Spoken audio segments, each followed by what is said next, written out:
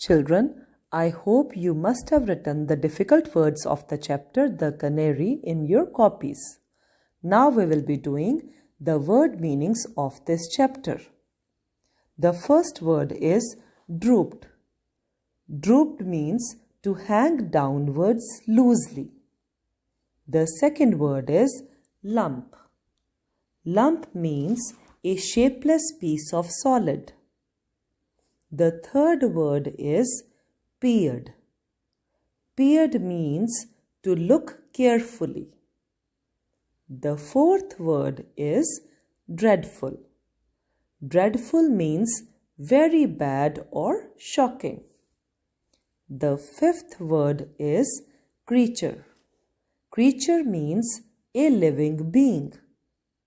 The sixth word is stroked. Stroked means to move your hand gently over something. The seventh word is ashamed. Ashamed means to feel bad for something done wrong.